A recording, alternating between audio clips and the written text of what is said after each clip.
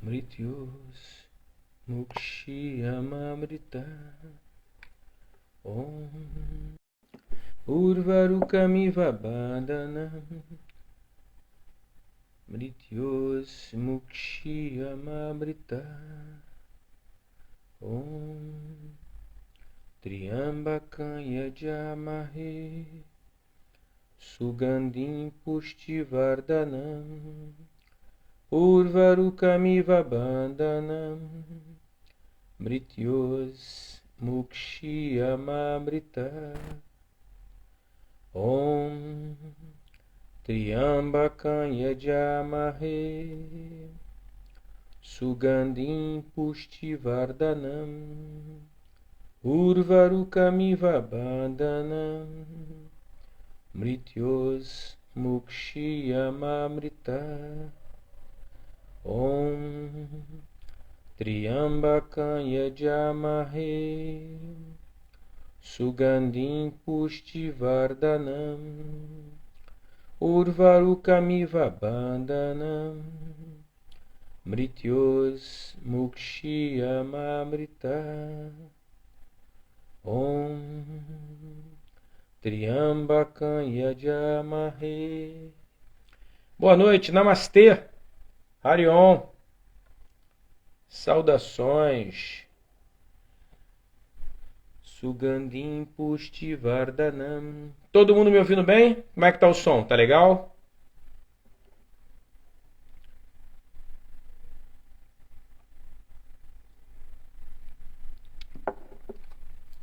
Como é que tá o som? Tá bacana? Saudações. E aí, Maurício, tudo bom? Como é que tá o som? O som tá legal? Tá dando para me escutar bem? Show! Valeu, Giovana. Vamos lá, vamos começar a falar sobre torções e o alento, né? O alento e as torções, né? Então, na realidade, esse trabalho aqui, nós vamos estar fazendo praticamente usando qualquer torção sentada. Qualquer torção sentada, tá? Eu tinha pensado aqui no seguinte, mais para frente eu vou dizer o porquê dessa questão das torções sentadas, tá? E aí, no caso aqui, a gente vai ter que pensar no mesmo mecanismo na torção deitada, que aí é um pouco diferente, né? O plano é um pouco diferente e vai dar um efeito diferente no organismo. Mas, basicamente, as torções sentadas, elas vão seguir um mesmo padrão na questão do alento, tá? Então, eu usei Ardha Matsyendrasana, vocês talvez não estejam familiarizados, nem todos, né? Com a postura. É uma postura que você está sentado, você dobra uma das pernas, coloca embaixo da coxa oposta, e aí essa perna a qual você colocou o pé embaixo, né? Você cruza ela por cima, deixando o pé do lado do joelho dessa perna que está embaixo da coxa, né? E aí você faz um ajuste com os braços, colocando o teu tríceps por fora da coxa do joelho que está apontado para cima. E aí com a mão atrás do quadril, você, próximo à coluna, você consegue fazer uma torção, tá? Então é disso que nós vamos estar conversando hoje. E a implicação respiratória ligada a esse asana. Daí o nome alento, né? Então, quando a gente faz esse tipo de movimento na torção, de certo modo o que acontece? O diafragma, não sei se todo mundo sabe, é um músculo que nós temos atravessado no abdômen. Ele fica na parte horizontal, na altura ali do umbigo, né? E o que acontece é que ele é flexível, ele sobe e desce para permitir a nossa respiração. E aí, quando nós fazemos essa torção, que eu acabei de escrever, que é o Ardha Matsyendrasana, mas podia ser qualquer uma das Marichyasana, vai fazer trabalho semelhante, né?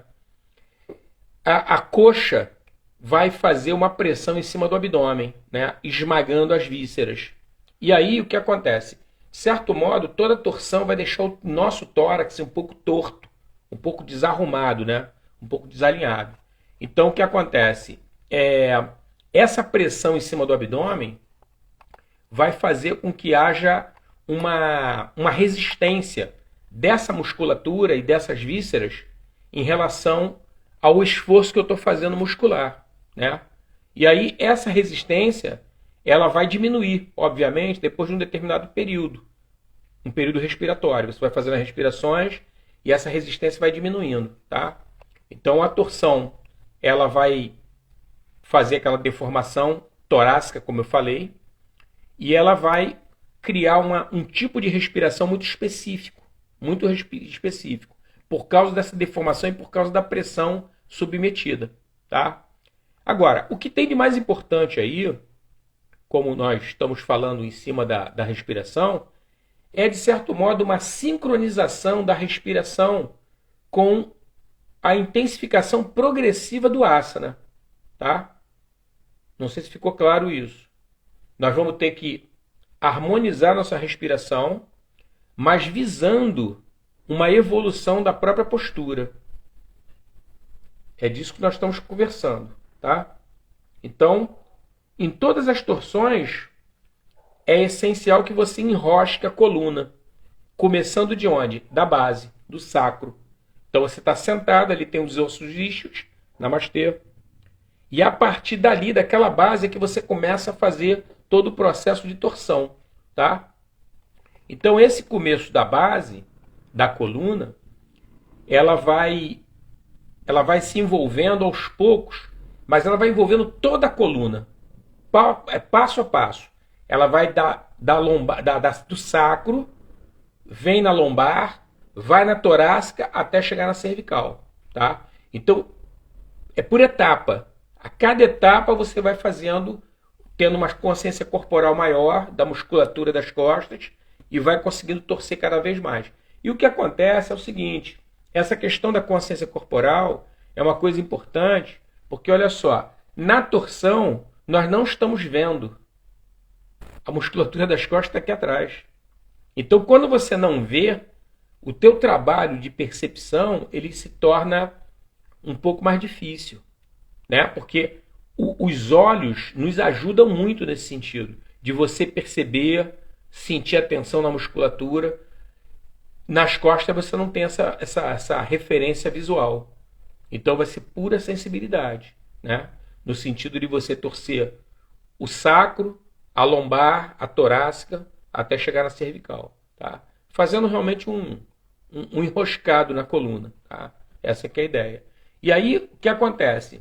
Esses passos, essas etapas sucessivas, elas vão estar, de certo modo, muito marcadas pela expiração, que é o ato de esvaziar os pulmões.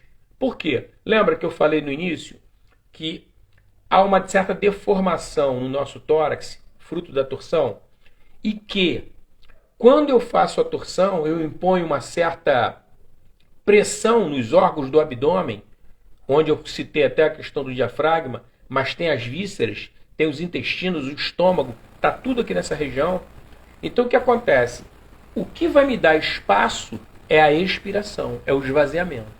Então cada vez que eu for esvaziar os meus pulmões de modo consciente, estudando se eu tenho mais espaço, eu vou conseguindo fazer uma torção cada vez maior, mais efetiva na coluna, tá? Então é uma coisa sentida, é uma coisa que eu tenho que ter essa percepção da minha musculatura, da minha própria respiração, ela tem que estar, de certo modo, harmônica, não pode estar descompassada. Então a ideia é exatamente essa, né? Na expiração você faz a torção, tá?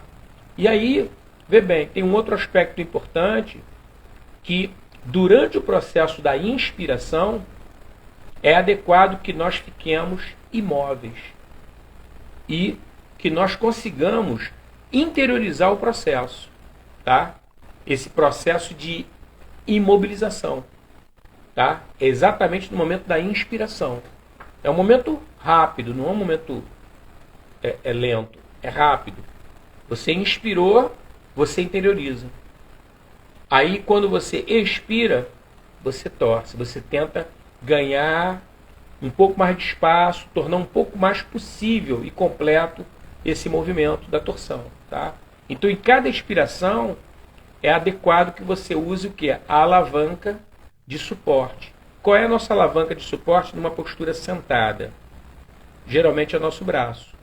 E quando eu falo geralmente, só para vocês terem uma ideia, existem cerca de 84 mil posturas, tá? 84, o número é esse, número grande. 84 mil posturas. Então, torção eu não tenho a menor ideia quantas são muitas. Então, por isso é que eu falo, geralmente, nós usamos a alavanca, o próprio braço, como alavanca de apoio para firmar o corpo e você poder torcer. Porque para você fazer uma torção efetiva, você tem que ter uma estabilidade no teu corpo, no teu quadril, para você poder torcer. Se você está instável, essa torção vai ser toda comprometida, né? Então, por isso que é importante a gente ter em mente, eu até falei isso umas lives atrás, que quando nós formos fazer a postura, primeiro nós fazemos com a mente, depois o corpo acompanha. Entendeu? É assim que funciona. Então, é legal você ver a pessoa fazendo, alguém fazendo a postura. Pode ser um professor, pode ser um outro praticante.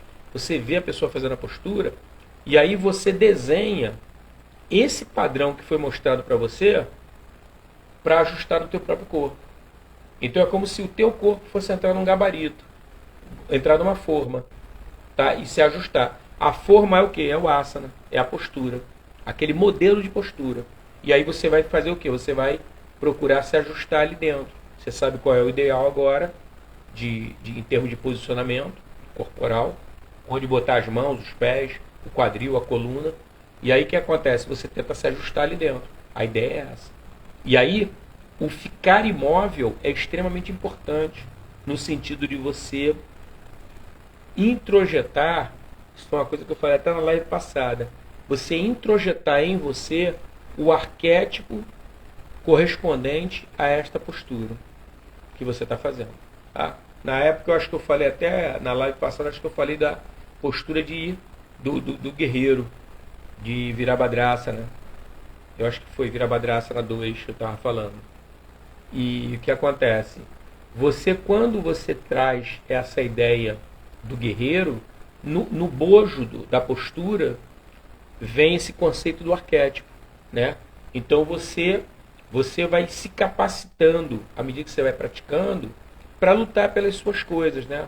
Lutar pelas suas metas, pelos seus objetivos, pelas suas causas, né? Você passa a ser o quê? Uma guerreira, um guerreiro, uma pessoa que luta mesmo, não tem nada a ver com violência. É com determinação, persistência, porque isso é o que caracteriza o arquétipo do guerreiro, né? Aquele que luta pelaquilo que ele acredita, né? E ele suporta, ele resiste, ele insiste, ele faz de novo, ele tenta novamente, até ele estar, namastê, até ele estar conseguindo alcançar o objetivo dele. Então isso é que caracteriza o guerreiro. E aí o que acontece é que esse arquétipo, toda essa estrutura psíquica do guerreiro, nós vamos assimilando ela à medida que nós vamos fazendo a postura. Por isso que não é importante você fazer muito. É importante você fazer bem. E o que significa em yoga você fazer bem? Você fazer com intensidade. Sabe? O que é fazer com intensidade? É estar de corpo e alma. Tá? Ou de corpo e mente na postura. Você está inteiro, completamente mergulhada na postura. Isso é que é intensidade, sabe? E o tempo que você vai permanecer na postura vai depender muito do teu condicionamento físico. O parâmetro é sempre conforto. Você não pode ficar numa situação desconfortável ou até pior, né? Não pode ficar numa situação dolorosa, né?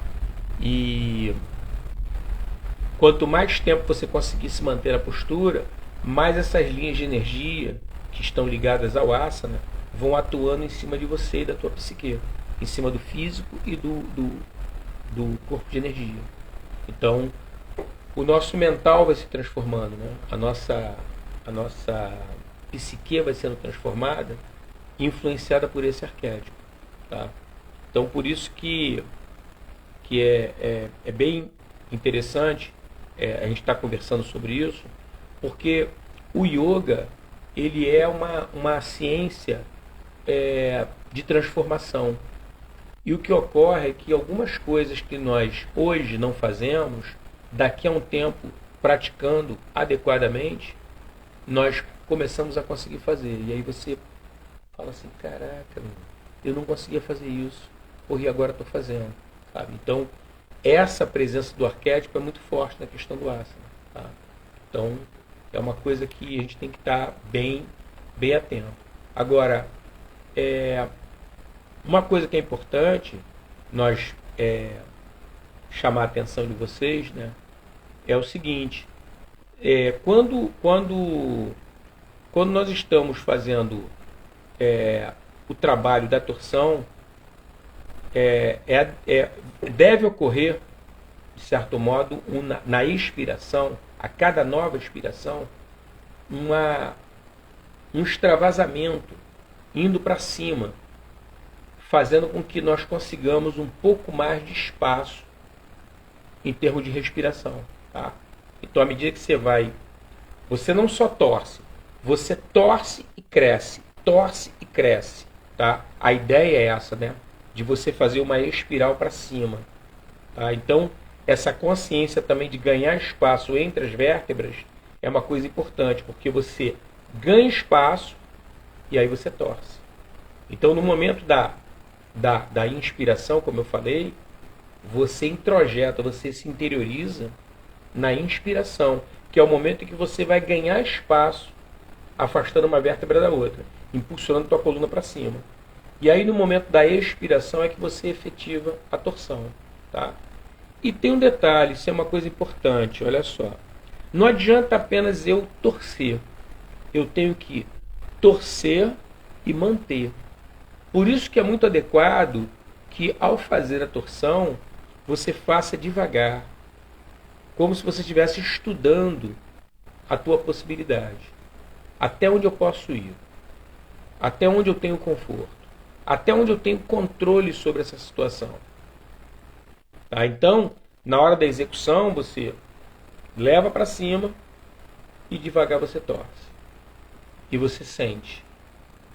Percebe se a postura está confortável, se está estável.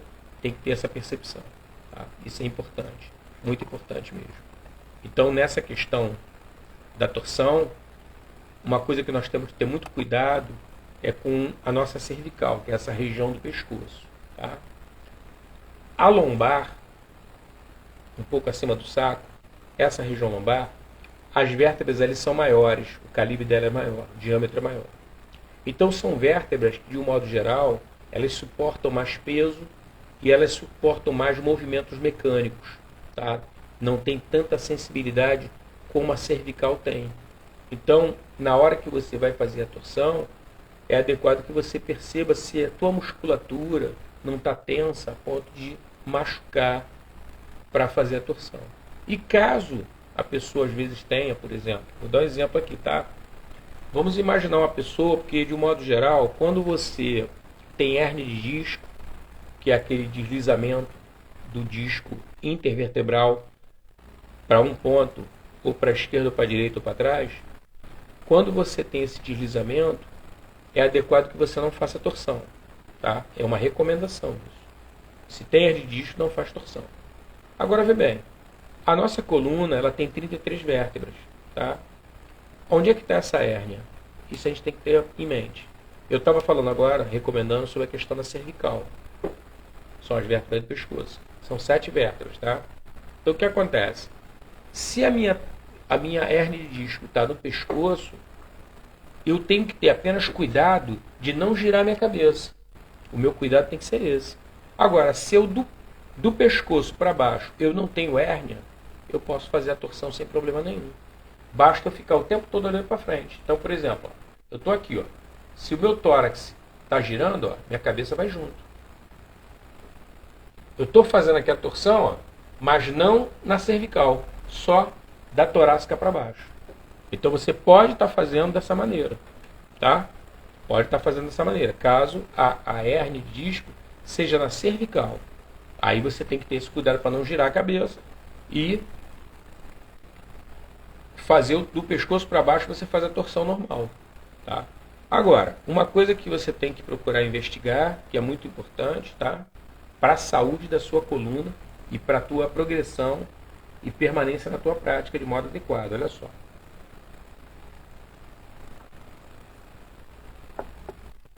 Nunca esqueçam que a nossa coluna é viva. A coluna, ela não é uma coisa desconectada. Ela está conectada. Então, tenta imaginar uma onda. A cervical está abaixo da cabeça, mas ela está ligada à torácica, que por sua vez está ligada à lombar, que por sua vez está ligada ao sacro. Tá? Temos aí um segmento inteiro de coluna. Se você movimentar alguma parte dessa coluna, vai reverberar, vai gerar uma consequência em outra parte dessa coluna. Por isso que, para corrigir problemas de coluna, é legal, porque se você endireitar um segmento e conseguir manter esse segmento bem ajustadinho, o restante da coluna tem uma tendência a se arrumar. Só de você ter mexido num. Se você mexe em dois, melhor ainda. Mas consciente, sabendo o que você está fazendo. Tá? Agora, o inverso também acontece. Se você tem já uma cervical comprometida com hérnia de disco, tem possibilidade de você ter algum tipo de problema na lombar. Porque, como eu falei para vocês, a coluna está viva. Entendeu? Então, é adequado que você, não é ter medo, mas é adequado que você investigue como é que está a tua lombar. Dá uma olhada na torácica também. E tem um detalhe, eu estava até conversando essa semana com uma aluna, que ela tem pouca musculatura de tórax, né?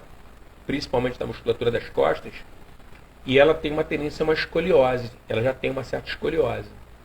Então o que acontece? Essa escoliose, tudo leva a crer que é decorrente dessa musculatura fraca que ela tem nas costas. Tá?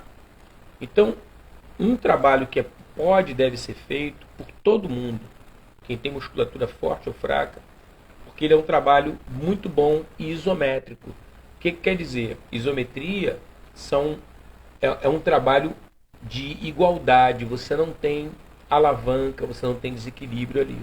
Então, você simplesmente se pendurar numa barra, ou você encostar numa parede, botar a tua lombar na parede e levar os braços, tentando encostar os teus ombros e os teus braços na parede e forçá-los para cima. Mas você pode também se pendurar numa barra. Essas barras que você tem em porta, ou em pracinha, ou em academia de ginástica, essas barras são muito boas. Por quê? Pelo próprio peso corporal teu, você vai fazer um trabalho isométrico ali, e o teu corpo vai, naquela região da coluna, vai sendo fortalecido isometricamente, sem problema de alavanca. E aí, por que eu estou frisando muito essa questão da isometria? Porque uma pessoa com hérnia de disco vai se beneficiar muito, namastê, vai se beneficiar muito com esse tipo de prática, tá? Porque ela vai, namastê, ela vai fortalecendo a musculatura sem criar nenhum tipo de risco para a coluna dela. Então, no caso, a pessoa já tendo um comprometimento de cervical, ela pode estar fortalecendo a torácica dela e a lombar também, através desse tipo de exercício. É um exercício super simples. É uma questão de você se acostumar a sustentar o peso do teu corpo com as tuas mãos, os teus braços, mas é coisa de treinamento. Sugestão que eu dou, você vai lá e fica o teu conforto, só o teu conforto. Entendeu? Então, e o grande lance para esse tipo de prática, né, que é uma prática benéfica de proteção do nosso organismo, é você fazer todo dia. Todo dia você fazer. Pouquinho, mas todo dia. Vou dar um pequeno testemunho de uma coisa que aconteceu comigo, tá? Na minha vida. Que é o seguinte. Eu fui jogador de handebol quase uma década, né? Mas eu não sabia fazer barra. Barra. Não sabia fazer. E aí eu botei na minha cabeça que eu ia fazer barra. E aí, eu moro próximo da praia. Tinha uma barra na época lá. E aí eu ia, mas porra, como eu tinha um pouco de vergonha, porque eu não fazia muito bem, né? Ou melhor, não fazia nada. Fazia mal. Eu fazia uma barra com um salto. Eu saltava, pegava, fazia uma, acabou. Não tem mais força para fazer. Era assim que funcionava. E aí o que eu fiz? Como eu moro próximo da praia, eu ficava observando o horário que não tinha ninguém. Era o horário que eu ia. E aí eu passei aí com 2 semanas, indo todos os dias, às vezes até mais de uma vez por dia, porque aí eu dava uma passadinha por lá, não tem ninguém, fazia uma barrinha. eu passei de uma barra com impulso, dando salto, para fazer 3 barras em 2 semanas sem impulso. 3 barras. Pô, 3 barras já está mais ou menos, né? Tá melhorzinho. E aí eu fui devagarzinho, passei para 5, aí eu reduzia, vinha para 4, mas eu aumentava o número de execuções. Fazia 2 séries, 3 séries, aí chegava a 5, a 6, reduzia, subia um pouquinho mais, reduzia, fazia desse jeito. Eu ia aumentando o número de séries, mantendo essa frequência. Eu sei dizer que num período de um ano fazendo essas barras, no final de um ano eu estava fazendo 10 séries de 10 por dia. Ou seja, são 100 barras. Entendeu? Então, mostrando que é o seguinte, a ideia é essa. Faz todo dia um pouquinho. Todo dia um pouquinho. Todo dia um pouquinho. O próprio corpo começa a sentir necessidade de querer um pouco mais. E aí você vai proporcionando ao seu corpo. Vai proporcionando, vai proporcionando. E você vai tendo cada vez mais força e vitalidade. E a ideia é que esses músculos que ficam em volta da coluna, os paravertebrais, esses músculos têm uma importância muito grande de estarem fortalecidos. Né? Que é exatamente para você poder ter essa garantia de que a tua coluna vai estar sempre amparada. Entendeu? Então isso é uma coisa, namastê, é uma coisa muito importante, entendeu? Dentro da prática, né? E você com uma coluna bem amparada, você tem muito benefício, né? Tem muito benefício em termos de namastê. Tem muito benefício em termos de posturas de yoga, né? As posturas, algumas necessitam muito de musculatura, né? Você tem que ter uma musculatura que responda ao teu comando. Então, essa prática das barras é muito, muito interessante, tá? Agora, uma outra coisa que eu queria conversar com vocês é falar sobre a forma de respirar, tá? Sobre a mecânica respiratória, mas a mecânica respiratória externa, tá? Olha só, dentro desse contexto que eu estava explicando para vocês da torção, existem 2 tipos de respiração que nós podemos estar nos valendo, tá? 2 tipos. Então, a primeira é uma respiração que ela pode seguir o próprio ritmo dela, tá? E de acordo com a dose na amplificação. Então, é um método que é bem clássico, tá? E muito aceitável.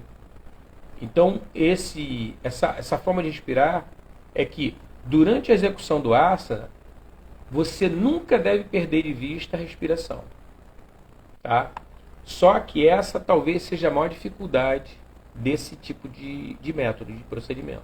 Você não perder a tua respiração de vista, não perder a conexão com ela. Ou seja, enquanto você está fazendo a postura, pode ser uma torção, mas pode ser até um outro asana. Você se mantém conectado com a tua respiração. Tá? Agora, deixa ela no ritmo dela, tranquilo. Isso é um método. Tá?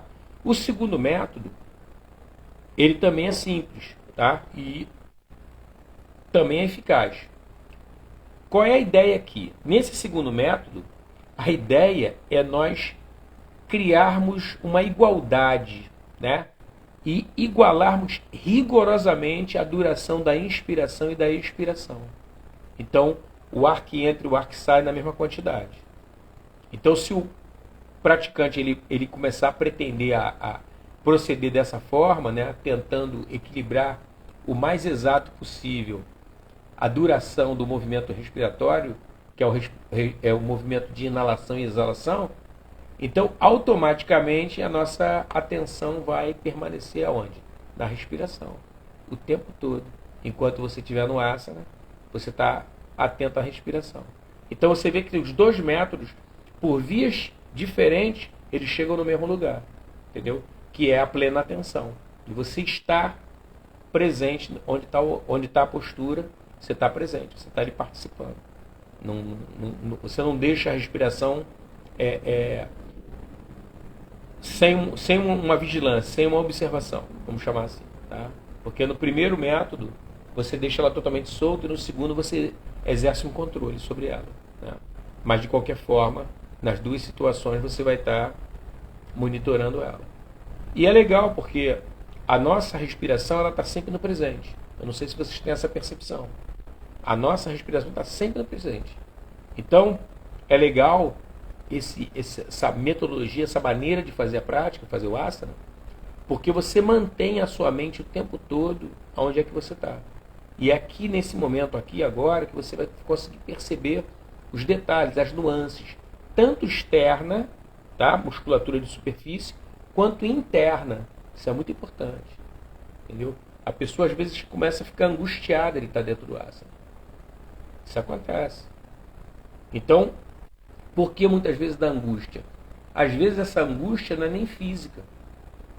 Porque o asana ele não vai trabalhar só órgãos, vísceras, circulação sanguínea, respiração, não. Ele vai trabalhar a nossa psique também. E se a nossa psique tiver com algum tipo de dificuldade, algum tipo de bloqueio, por conta daquele posicionamento que o asana está oferecendo, é perfeitamente compreensível o motivo da angústia. E aí a pessoa muitas vezes fica desconfortável, incomodada e não quer ficar mais na postura. E isso é importante, até esse exemplo, que é um exemplo perfeitamente possível de estar acontecendo dentro de uma prática de yoga, para que você sempre não esqueça nunca o parâmetro do conforto. Porque, por exemplo, você pode não estar sentindo dor, mas você está desconfortável na situação. Entendeu? Então, quando a gente fala sobre conforto e desconforto, é uma gama muito ampla. Né? Não precisa ser uma coisa muscular. Você muitas vezes, namastê, você às vezes está fazendo uma postura e há uma perturbação interna. Você se sente desconfortável naquela postura. A postura do peixe, por exemplo, quando eu comecei a praticar yoga, eu sentia ânsia de vômito. Entendeu? Então, porque tem os mecanismos na postura que ressaltam certos padrões emocionais, desculpe, que eu tinha na época. Por isso, a ânsia de vômito. Só que o que acontece? Eu dei uma recuada, né? Parei de fazer ela por uns dias, depois eu fui voltando bem devagarzinho. Pouquinho tempo, segundos. E aí fui aos poucos aumentando. À medida que eu fui me sentindo bem. Isso foi intuitivo, tá? Não foi uma coisa consciente, deliberada, não. Foi intuitivo. Mas é um caminho. Você retrocede um pouco. Tranquilizou? Agora você vai, mas vai devagar. Com bastante calma. Por quê? Porque tem algum tipo de bloqueio ali emocional. Bloqueio energético. Tem alguma coisa que não está fluindo. E aí, com essa atitude sua, você faz com que a coisa flua. Entendeu? Então isso é uma coisa, é uma estratégia importante, sabe? Para você poder estar seguindo à frente com a sua prática.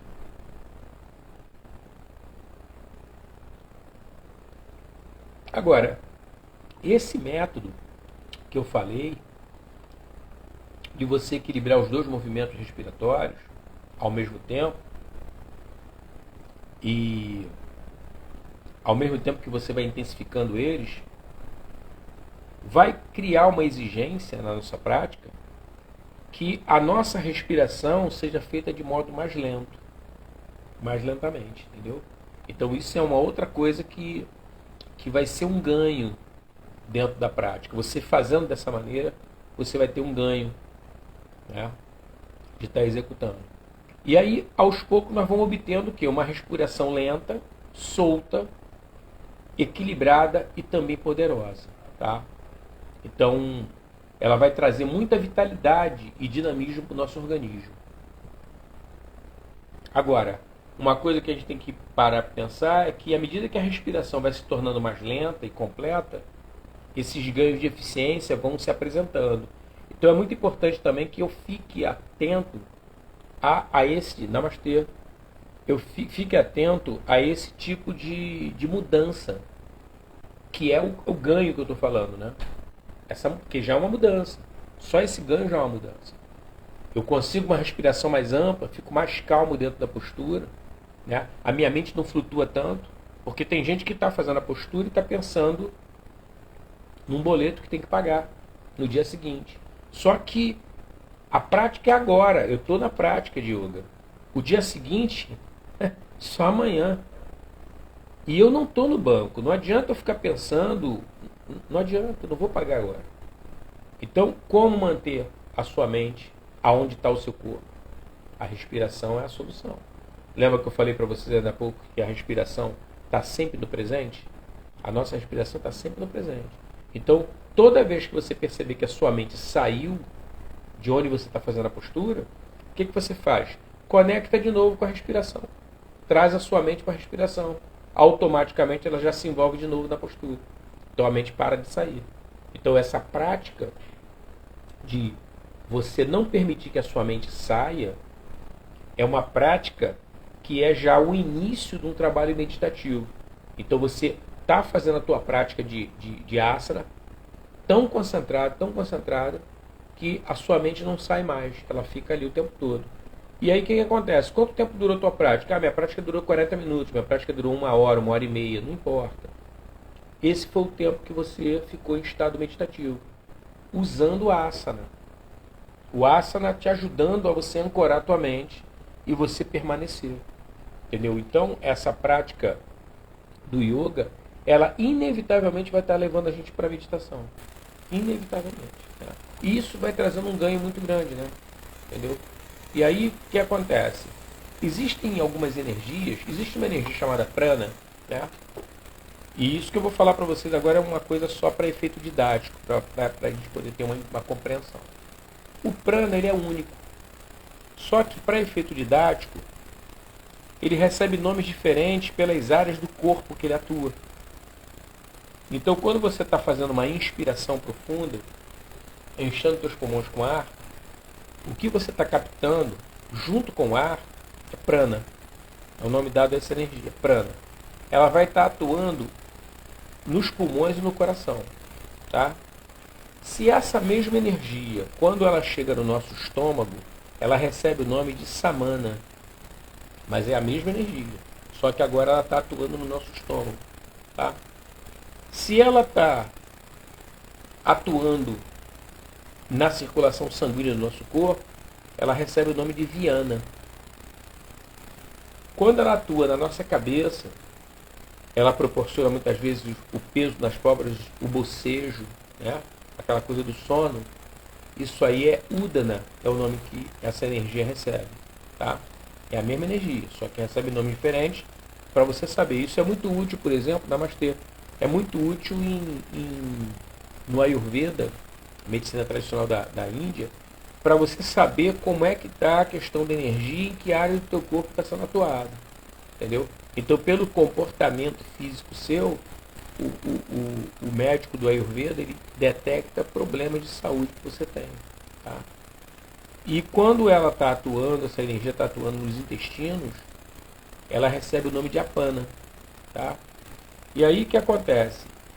As práticas de Hatha Yoga, elas vão fazer com que haja a igualdade, esse trabalho, desculpe, esse trabalho respiratório que eu estava falando agora, de você igualar os dois ritmos respiratórios, inalação e expiração, né? Você encher e esvaziar os pulmões, você vai igualar também essas duas energias, prana e apana.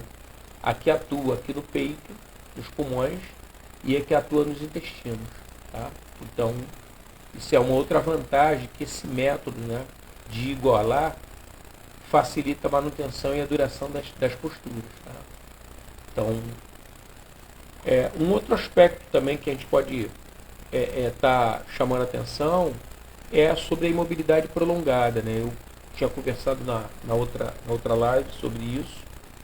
E o que acontece? Ela vai libertar o nosso fôlego, né, e vai permitir que nós façamos aí um desenvolvimento mais dinâmico, né, e próprio. E o que ocorre é que um outro aspecto é que essa respiração, quando vai ficando cada vez mais ampla, né, equilibrada e consciente, ela vai relaxando ainda mais os músculos, né, facilitando o quê? Facilitando o alongamento e permitindo que a postura seja mantida sem esforço, por um tempo cada vez mais longo.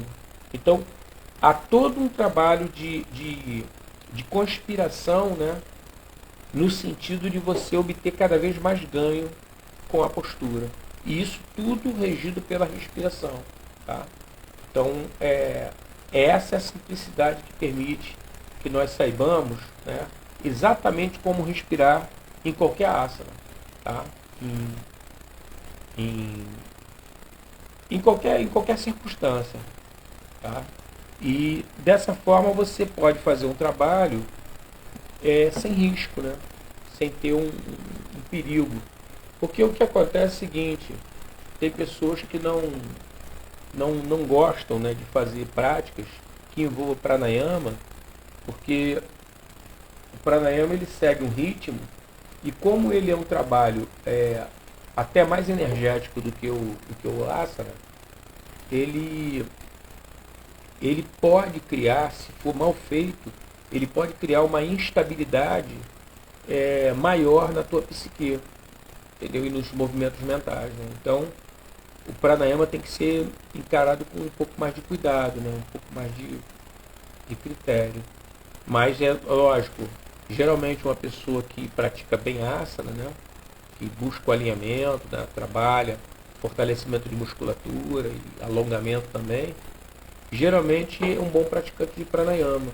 Porque o que acontece é o seguinte, né?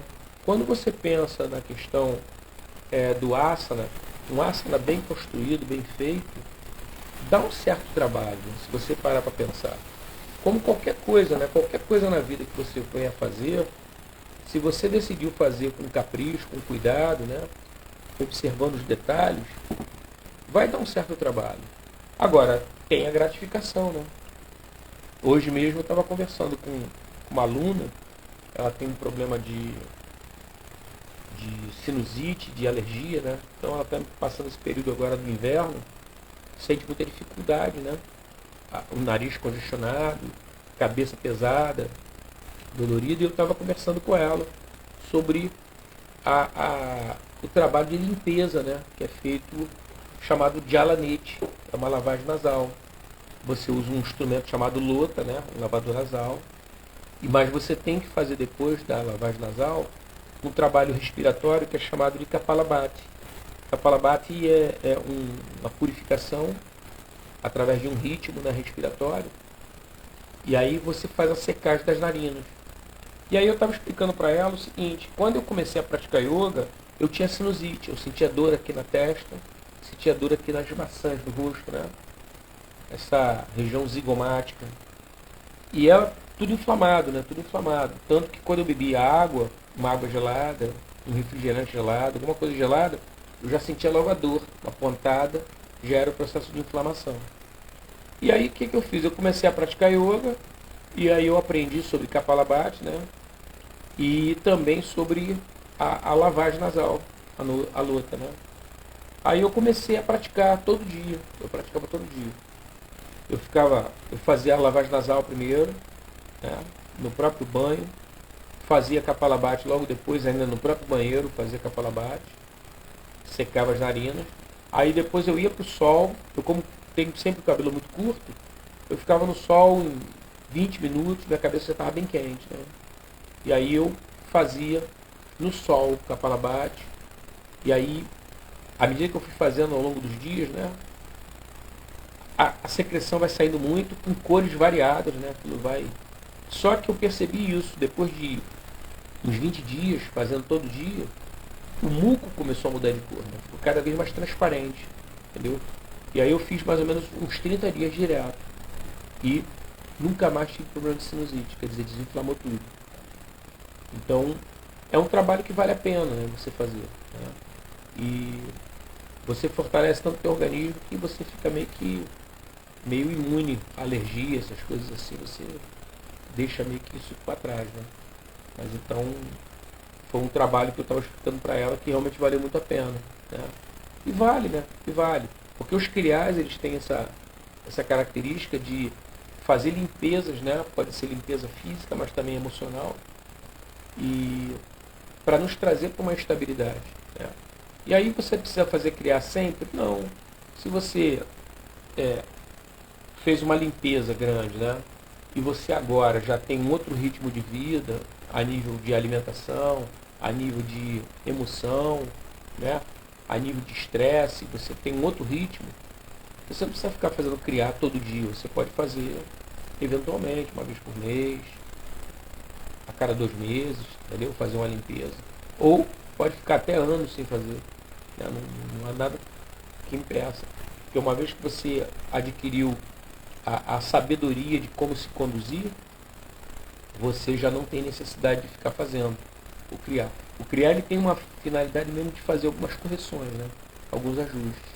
Então agora é uma ferramenta poderosa, né? Poderosa, porque você imagina, se eu de repente fosse me tratar pela medicina, provavelmente teria tomado antibiótico, tomado uma porção de medicamentos, e talvez não tivesse resolvido o meu problema.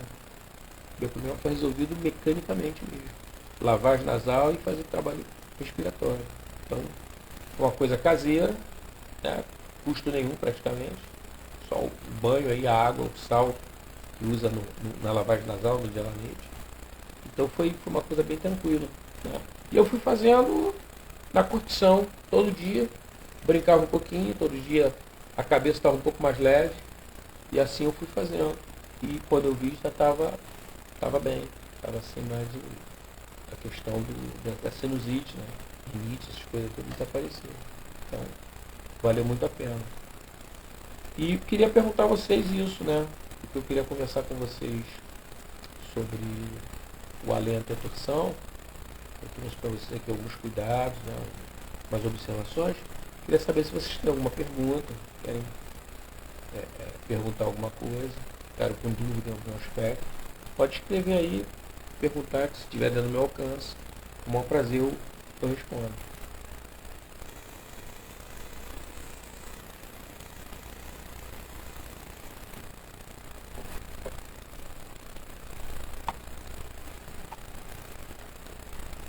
Enquanto vocês estão pensando aí, perguntar a vocês o seguinte: todo mundo é praticante de yoga que está aqui na live?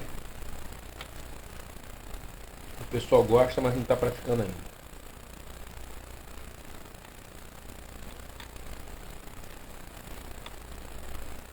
Eu estava falando isso outro dia, numa outra live aqui, estava falando sobre isso. Né? Não existe prática de yoga melhor que outra. Né? O que existe é que existem métodos que são mais adequados para o teu tipo físico e mental. A Agatha é praticante, né? Legal, isso é bom. Então, uma vez que você encontre o tipo de... desde a pandemia, legal. É o lance da reclusão, né, cara? Essa coisa de ficar dentro de casa, né, não poder sair, abriu muito espaço para a gente ter tempo de praticar. E ajudou, deve ter ajudado também no estresse, né? De não poder sair, aquela coisa toda, né? Eu também tenho rinite alérgica, sinto que a respiração me ajuda bastante, além da limpeza e nebulização. É isso aí. Essa técnica do Dialanite, eu não sei se você conhece. Eu tenho no YouTube, tem um canal, eu tenho 2 vídeos lá falando sobre isso. Um falando sobre Dialanete, a lavagem, né? Eu mostro a lavagem, como fazer. E o outro é Kapalabhati, eu mostro também como é que se seca a narina, né? Fazendo com a prática de... Já tem 2 anos, né? É uma prática boa, um tempo bom de prática, né? Você pratica todo dia?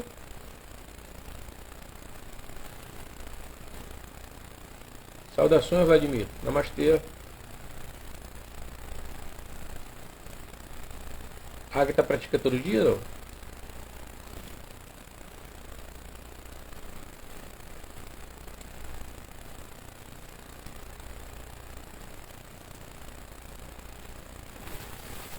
Beleza, isso aí. Prática diária é outra coisa, né?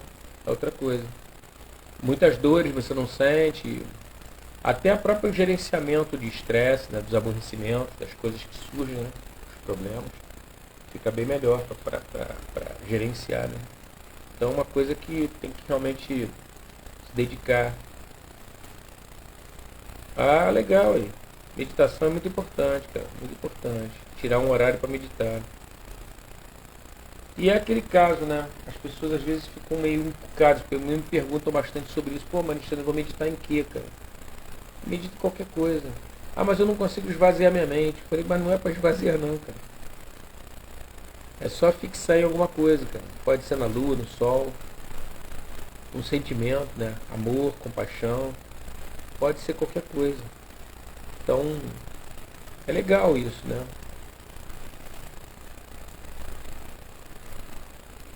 quero te convidar para dar uma aula no meu Instagram, quarta-feira, 19h30. Aula prática de 30 minutos. Saudações, namastê. Vamos conversar sobre isso, Vladimir. Eu não sei como é que. Quarta-feira é meio complicado por causa do horário. Eu tô dando aula nesse horário, cara. 7h30, cara. 7h30 eu vou até as 8h30. Aí 8h30 eu saio e venho pra cá fazer a live. Mas a gente conversa. A meditação guiada é válida, cara. Eu tenho feito umas meditações, eu tenho produzido, melhor dizendo, né, cara? Porque olha só, na pandemia eu fiquei, eu fiquei meio solitário, cara, fazendo meditação. Eu ia pra escola Jaia, e aí eu ficava fazendo meditação presencial lá, mas não aparecia ninguém, cara. Não aparecia ninguém. E aí tinha, lógico, né? A sala lá é grande, distanciamento social, com máscara, dá pra fazer uma boa. Mas o pessoal não ia. Mas antes disso o pessoal já não ia. Né? Antes disso já não ia. E aí, o que acontece? Eu fui fazendo esse trabalho e depois eu achei que perdi um pouco do sentido, né? Ficar fazendo lá. Eu deixei gravada, tem várias meditações gravadas, né? Na época da pandemia. E aí eu comecei a olhar essa questão da meditação guiada. E aí eu fiz uma experiência com alguns alunos e eles se amarraram, gostaram pra caramba, falaram, pô, não tô conseguindo meditar, cara, aquela porra, você falando, tudo escrevendo. Aí eu, pô, achei legal. Aí eu acho que eu fiz umas 5 meditações guiadas, mais ou menos. Aí tem meditações lá específicas, né? Para ansiedade, para você remover o medo, né? Para remover a raiva, coisas desse tipo, né? Então eu achei interessante. Eu tenho um tempo aí que eu não faço, né? Mas eu tenho algumas no canal. É interessante, né? Eu acho que é um começo, né? Meditação guiada. É um começo. Eu não confesso que quando eu comecei a meditar, eu não tinha a menor ideia dessa coisa da meditação guiada, não fazia parte. Né? Então, uma coisa que eu sempre falo pro pessoal, que é próprio da minha vivência, é o exercício de respiração vigiada. Esse é fantástico. E é como eu estava falando das escolas de yoga, que não existe propriamente, desculpe, escola não, método. Não existe um método melhor do que o outro. Da mesma maneira, não existe uma meditação melhor do que a outra, né? Existe uma meditação que se ajusta melhor à sua mente, o tipo de mente que você tem no momento. Tá? Então, amanhã depois, daqui a, sei lá, uns anos ou meses, a tua mente mudou, você tem que procurar um outro tipo de meditação que se ajuste a ela. Agora, tem meditações que são muito tranquilas, né, de se fazer. E também tem um detalhe, né? Se você parar para analisar, um desdobramento que ocorre na nossa mente, quando a gente começa a meditar com regularidade, é o seguinte, essa empolgação pela novidade, isso meio que cessa, sabe? Porque você, por exemplo, já praticou uns 4 tipos de meditação, né? Diferentes. Durante um tempo, cada uma, né? Sei lá, um ano cada um exemplo, né? E aí depois de 4 anos de prática de meditação, cada técnica durante um ano, você chega à conclusão de que você poderia ficar a vida inteira com qualquer uma delas, qualquer uma das 4 técnicas que você poderia estar fazendo, a vida inteira, entendeu? Aí você vê o seguinte, eu não sei se vocês têm esse conhecimento, mas, por exemplo, tem um professor que ele já é falecido, né? Indiano ele, Patabi Joyce. Ele é que criou o método do Ashtanga Vinyasa, ele que criou. E aí o que acontece?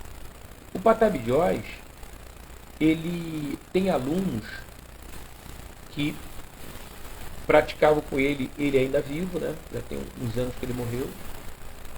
E ele tem alunos assim de 30 anos, cara. O cara pratica a mesma série de asanas, iguaizinhos. 30 anos, todos os dias, a mesma série. E aí o pessoal fala assim, o cara não enjoa não, cara. Não. Sabe por quê?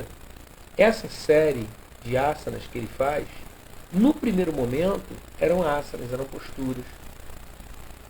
Depois de um tempo, naturalmente ela se tornou meditação. Então você vai fazer a tua prática de Ashtanga, por exemplo, né, que é o exemplo que eu estou dando, mas poderia ser qualquer outra técnica, qualquer outro método.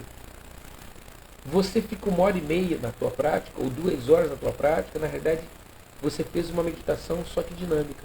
Você está em movimento, prestando atenção na respiração, na musculatura, nos movimentos e tudo. É dinâmico, mas é meditação. A tua mente não sai dali. Então por isso é que a pessoa meio que cessa essa questão de estar buscando. Eu queria uma coisa, uma novidade, eu estou cansado disso aqui. Não. Quando a pessoa está com essa onda, essa que é a realidade.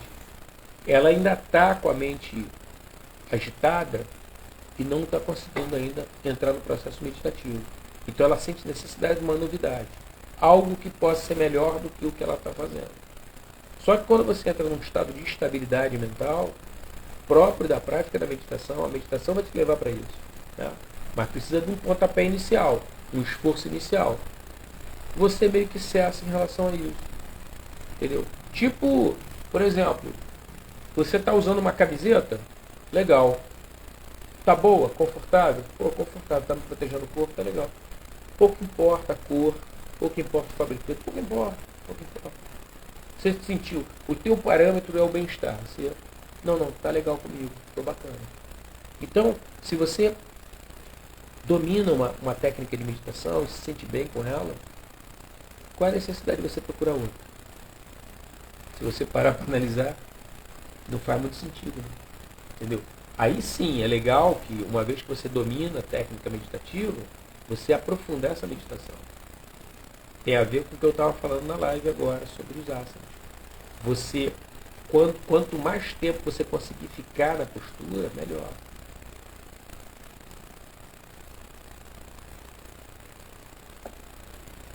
Eu outro dia estava conversando com uma moça, ela ficou morando um tempo na Índia. E aí ela falou assim para mim assim, pô, esse pessoal indiano é maluco, né? Eu falei, por que você está falando isso?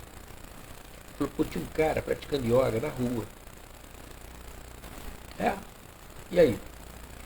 Aí ela estava morando lá, então ela saía no mercado comprar fruta, legume, verdura, coisa assim, para cozinhar, né? Na casa que ela estava alugando. E aí o que acontece? Ela disse que passou pelo cara e o cara estava fazendo uma torção lá.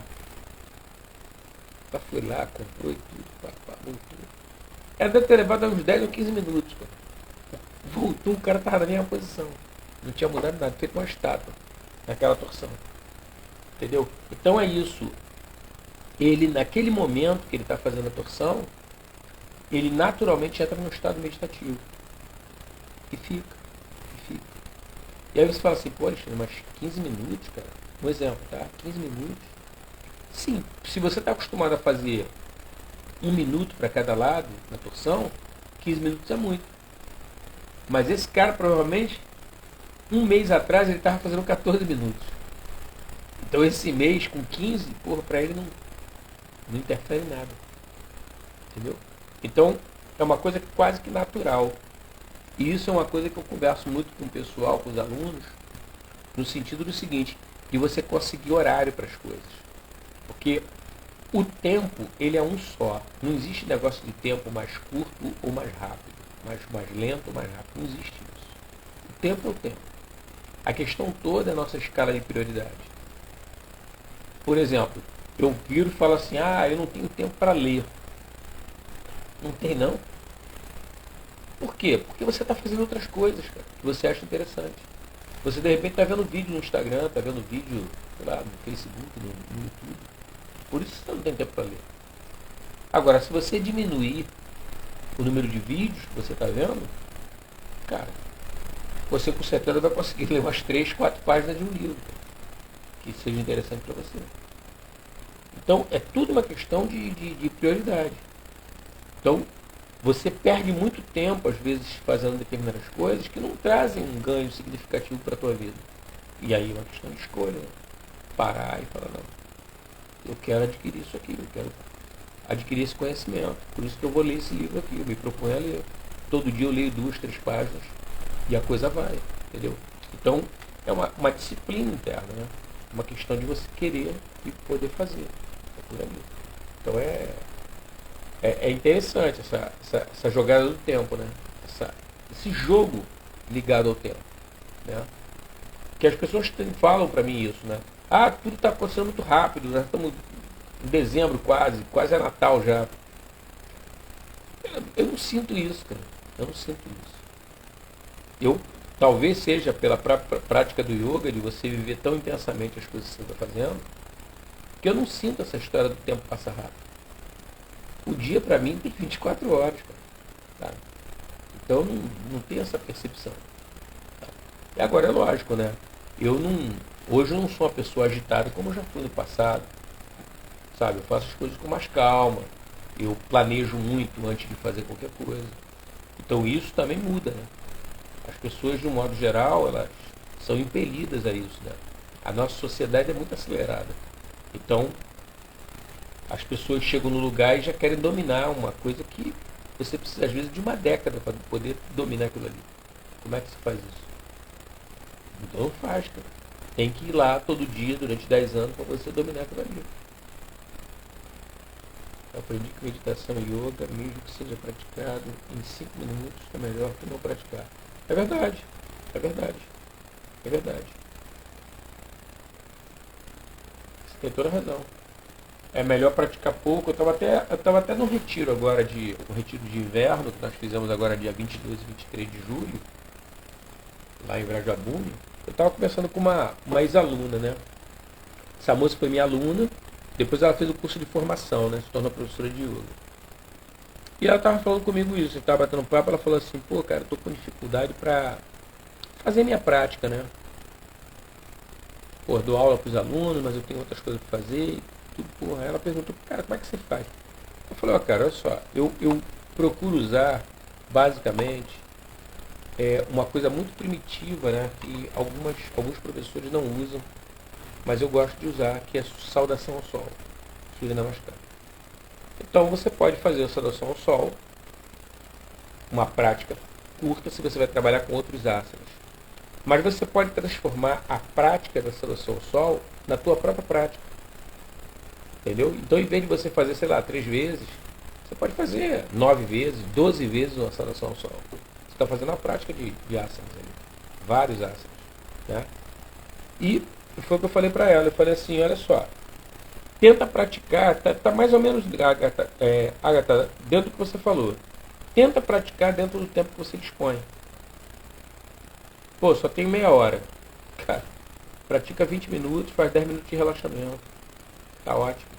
E aí vai fazer o quê? Cara, faz uma flexão para frente, uma para trás, uma para o lado. Faz uma torção. Faz uma invertida sobre os ombros, ou sobre a cabeça, um abdominal. Fez a tua prática. Simples assim, fez a tua prática. Aquele dia não passou em branco. Então a ideia é essa. E, é lógico, esse ganho em termos de bem-estar que você vai ser produzido no teu organismo e na tua mente, amanhã você vai querer repetir ele, porque a prática foi prazerosa. O mecanismo é esse. Está ligado a prazer. Então, como a prática foi prazerosa, você volta a ela. Você vai fazer. Só que, hoje, foi diferente de ontem. Hoje, eu tive um pouco mais de tempo. Deu para eu fazer um pouco mais. Ou ficar mais tempo na postura, ou fazer um pouco mais de asanas. Então eu vou negociando isso. E aos poucos eu vou moldando a minha vida de modo o meu tempo de prática ser meio que sagrado. Eu não abro mão mais. O prazer que me dá, e eu me fico tão bem ao longo do dia, como você falou bem, a sensação de restauração, que eu não quero abrir mão mais desse tipo de experiência. E eu continuo e falo, olha, a minha prática é feita e o restante é o restante. O restante eu vou dar um jeito depois, quando der tempo. Mas a minha prática eu não abro mão. Sabe? Agora, isso que eu falei sobre a leitura. Né? A pessoa fala que não tem tempo para ler. É uma escolha nossa. Isso é interno. Sabe? Você fala, não, cara, eu quero isso para minha vida. Namastê. Eu quero isso para minha vida, porque isso aqui me dá um ganho muito grande. Eu me sinto muito bem. Entendeu? Por isso eu vou optar por isso. Sabe? E isso é o quê? É consciência, né? É uma consciência. Você está ali vivendo a sua vida, tendo uma percepção e fazendo suas escolhas. É por aí. Tá? Gente, são 10h08. Se ninguém tiver nenhuma pergunta, nós vamos encerrar a live. Alguma coisa que vocês queiram saber? Eu vou deixar gravado, tá? Quem chegou depois, caso da Juliana, não tem problema nenhum não. Vou deixar gravado, vocês podem estar assistindo. E aí semana que vem, quarta-feira, estaremos juntos de novo, tá? Bom, é isso, gente. Eu vou lá, eu ainda tenho que trabalhar em outras coisas. Obrigado por terem vindo, tá? Foi muito bom. E assistam a live, quem não assistiu a live desde o início, assistam. E faz o seguinte, olha só, não fica com pergunta sem solução, sem resposta não, tá? Pode botar nos comentários, ou pode mandar no direct. Fala, assisti a live, fiquei em dúvida sobre isso. Eu dou uma olhada lá e respondo, tá? Ou até a sua dúvida pode ser o tema de uma outra live, entendeu? Pode ser feito isso, não tem problema nenhum não. A ideia é fazer com que o conhecimento floresça, não fique estagnado. Gente, obrigado novamente. Namastê. Obrigado, Ana. Harion. Beijão.